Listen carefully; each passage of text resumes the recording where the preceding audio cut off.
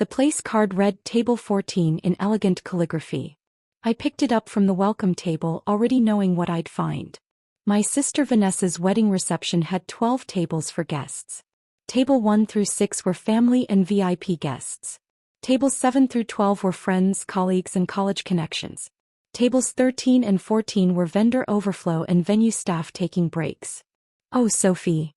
My mother materialized beside me in her lavender mother of the bride dress, champagne flute already in hand. I meant to tell you. We had some last-minute RSVPs, so we had to shuffle seating around. To the staff table, I said flatly. She had the grace to look slightly embarrassed. Slightly. It's just for dinner, sweetheart. And honestly, you'll probably be more comfortable there. You know how awkward you get at these formal events. I was 28 years old. I held an MBA from Wharton.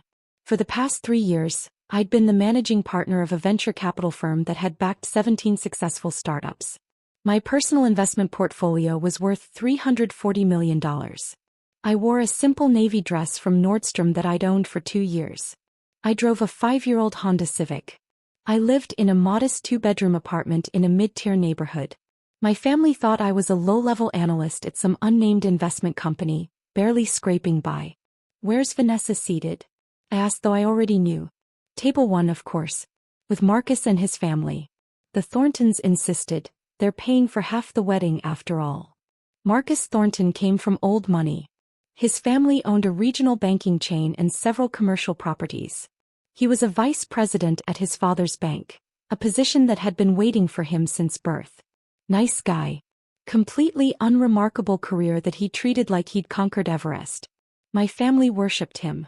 And where are you and Dad? Table 1, obviously. With Vanessa, Marcus, his parents, and a few of Marcus's business associates. She lowered her voice conspiratorially. One of them is a CEO, Sophie. Very important man. Marcus brought him as a special guest. My stomach tightened. The CEO? Which company? Oh, I don't remember. Something tech-related. Marcus is always networking with these important people. You could learn something from him, honestly. That's how you get ahead in business. Connections. She glided away to greet other guests, leaving me standing alone with my place card. I pulled out my phone and texted my assistant. Did you confirm the attendance? Her response came immediately. Yes. He RSVP'd yesterday. Said he wouldn't miss it for the world. Good luck. I took a deep breath and headed to table 14. The florist was there, finishing her dinner before the cake service. 2 servers on break. A videographer's assistant. And the wedding planner's intern who looked about 19 and terrified. Hi, I said, sitting down. I'm Sophie. Sister of the bride. The florist blinked. They seated the bride's sister at the vendor table? Complicated family dynamics, I said with a tight smile. From where I sat, I had a perfect view of table 1. Vanessa looked radiant in her designer gown. $15,000, paid for by the Thorntons because my parents couldn't afford it. Marcus looked proud in his custom tuxedo. My parents were beaming, soaking up reflected glory. And at the head of the table, laughing at something Marcus's father said, was James Chin, CEO of NextGen Solutions. The first company I'd ever convinced my firm to invest in, back when I was 25 and everyone said I was too young to know what I was doing. We'd given them $3 million in seed funding when they were 3 guys in a garage.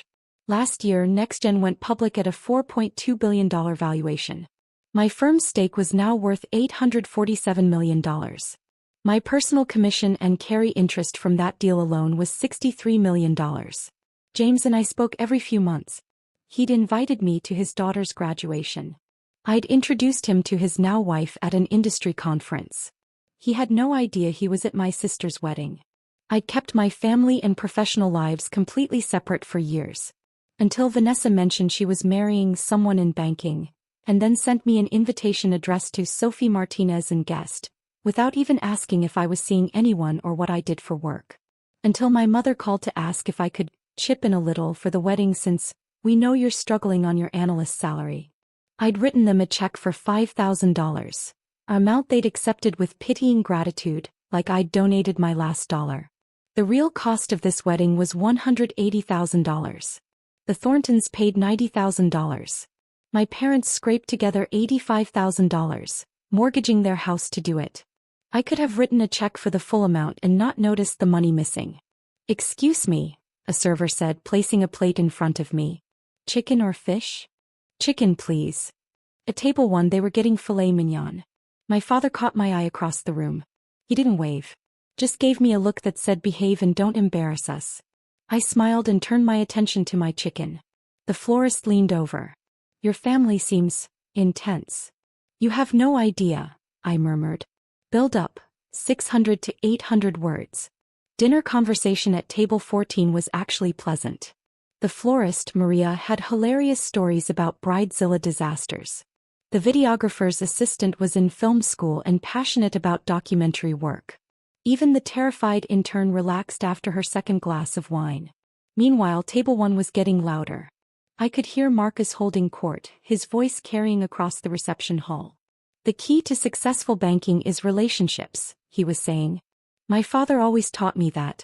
It's not what you know, it's who you know." James' chin was nodding politely. I knew that nod. It was his, "I'm being courteous but completely disagree" nod. My mother's voice rang out. "Our daughter Vanessa has always been such an achiever. Graduated top of her class, landed a position at a prestigious marketing firm. We're so proud." Vanessa had graduated middle of her class and worked as a social media coordinator at a local real estate agency. It was fine work.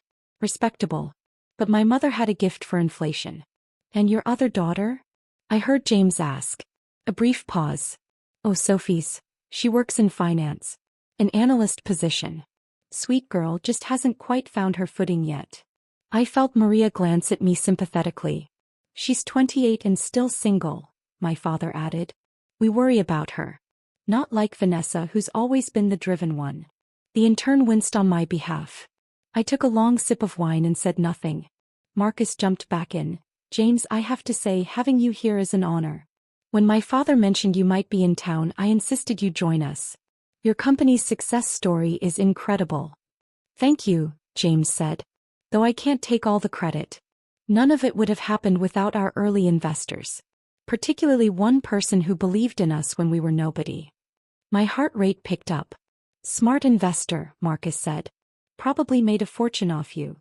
"Several fortunes actually," James said. "This particular investor has an almost supernatural ability to spot potential. Youngest managing partner at one of the most selective VC firms in the country." "Really?" Vanessa sounded interested now. "What firm?" "Meridian Ventures." I watched my father's face carefully. No recognition. My mother looked blank. Neither of them had ever asked the name of my company. "I've heard of them," Marcus said, trying to sound knowledgeable. "Very exclusive. Hard to get meetings with them." "Impossible unless you're truly exceptional," James agreed. "Their portfolio success rate is nearly 90%. Industry average is around 20%. They're legendary." "Sophie works at an investment company," my mother said suddenly, that awful forced brightness in her voice. "Maybe she knows them." "I doubt it, Mom," Vanessa said quickly, embarrassment creeping into her voice. "Sophie's at a different level. She does like basic analysis stuff. Right, Sophie?" She'd raised her voice, directing the question across the room to me. Every head at table 1 turned to look at me sitting with the vendors. "Something like that," I called back calmly. "See." Vanessa turned back to James. "Different world entirely. Sophie's always been more of a behind-the-scenes person. Not ambitious like me." Maria muttered something under her breath that sounded like a creative curse. The band started playing, signaling the start of the dancing portion of the evening. But first the toast. Marcus's father went first, delivering a warm welcome to Vanessa. My father followed with a tearful speech about his baby girl, achieving everything she'd ever dreamed of. He didn't mention me once. Then Marcus stood up. "I'd like to thank everyone for being here," he said. "Especially our special guest. Having James Chin here is truly an honor. James, would you like to say a few words?" James stood and I felt my chest tighten. "I'd be delighted," he said, taking the microphone. "First, congratulations to Marcus and Vanessa. Weddings are special because they bring families together, and family is everything." Warm applause. "Marcus mentioned I'm here as a special guest and I appreciate that. But actually I'm here for a different reason entirely." He paused, looking directly at me. I'm here because Sophie Martinez invited me. The room went very quiet. Sophie and I have worked together for 3 years, James continued. She's not just an investor in my company, she's the investor who made everything possible. When NextGen was 3 people in a garage with a dream, Sophie saw something no one else did. She convinced Meridian Ventures to take a chance on us. My mother's champagne flute slipped from her fingers, shattering on the floor. Sophie isn't an analyst, James said, his voice clear and firm. She's a managing partner at Meridian Ventures, the youngest in the firm's 40-year history. She's led investments in 17 companies, 14 of which are now worth over $1 billion each. Marcus had gone pale. Vanessa's mouth was open. The investment Sophie made in my company turned $3 million into $847 million, James said. Her personal carry from that deal alone made her wealthier than everyone in this room combined. Dead silence. So when I heard Sophie's sister was getting married, I wouldn't have missed it, James said. Because Sophie is family to me and my company. She's brilliant, visionary, and one of the most important people in the venture capital world. He raised his glass, looking directly at my parents. To Sophie Martinez. The most underestimated person I've ever met and my most valued investor and friend. Revelation, 300 to 500 words. The toast hung in the air like a bomb that had already detonated. My father was staring at me with an expression I'd never seen before. My mother's face had turned the color of her lavender dress. Vanessa looked like she might cry or scream or both. Marcus's father, the banking executive, was the first to recover. Sophie Martinez?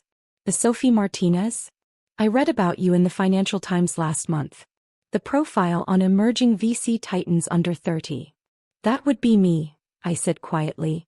James was walking toward table 14 now, the entire reception watching. Sophie, I apologize for ambushing you like this, but when I overheard your family's misunderstanding about your career, I felt correction was necessary. He sat down in the empty chair next to me, completely ignoring the social hierarchy of the seating arrangement. Marcus, James called back to table 1, you mentioned wanting an introduction to Meridian Ventures earlier? Sophie runs the consumer tech division. She's the one you'd pitch to. Marcus made a strangled sound. And Mrs. Martinez, James continued, addressing my mother, you mentioned Sophie being an analyst?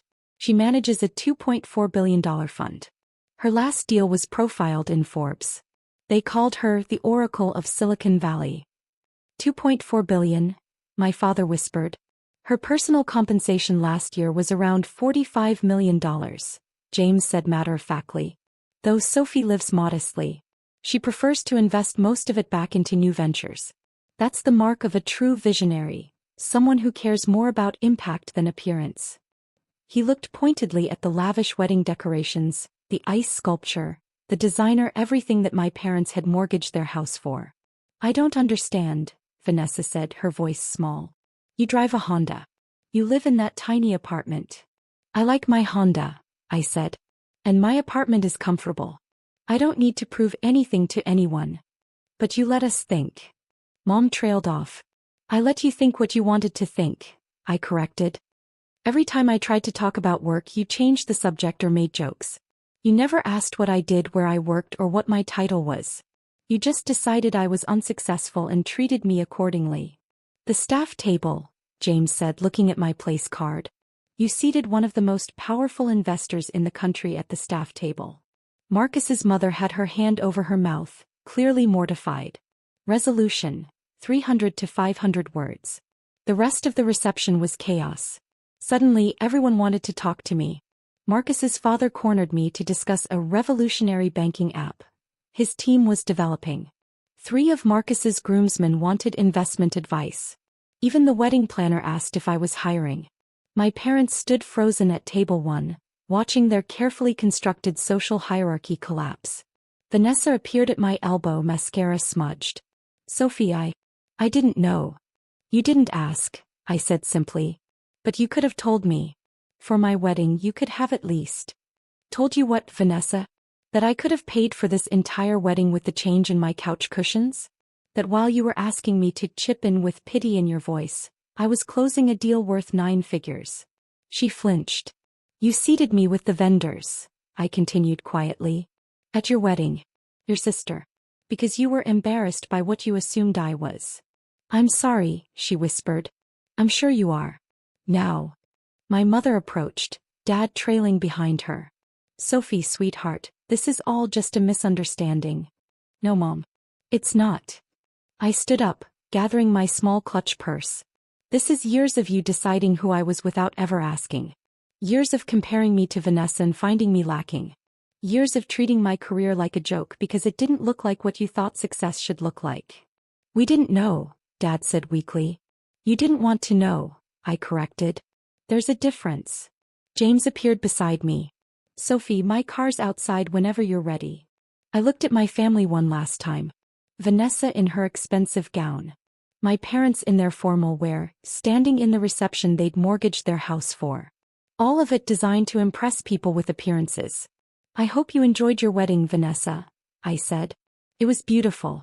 Really? Sophie, wait. I'll send a gift, I said. Something appropriate. I walked out with James, leaving table 14 and everything it represented behind me. In the car, James handed me a folder. The partnership papers you asked about. Meridian's expanding. We're opening a West Coast office and you're the obvious choice to run it. Promotion. Senior managing partner. Full equity stake. Basically, you'd be running your own firm under the Meridian umbrella. I thought about my parents watching me leave. About Vanessa realizing too late what she'd lost. About all the years I'd hidden my success, hoping they'd value me for something other than money. When do I start? I asked. 3 weeks later, my promotion was announced in the Wall Street Journal. My parents called 17 times. I didn't answer. Vanessa sent a text. Mom and Dad want to apologize. Can we have dinner? I responded. I'm in San Francisco now. Running the new office. Busy schedule. The truth was simpler. They'd had years to see me. Years to ask about my life, my work, my dreams. They'd chosen not to. Now they'd have to live with the consequences of underestimating someone who never needed their approval in the first place. The staff table had suited me just fine. It taught me exactly who my family thought I was. And it freed me to become who I actually wanted to be, without them.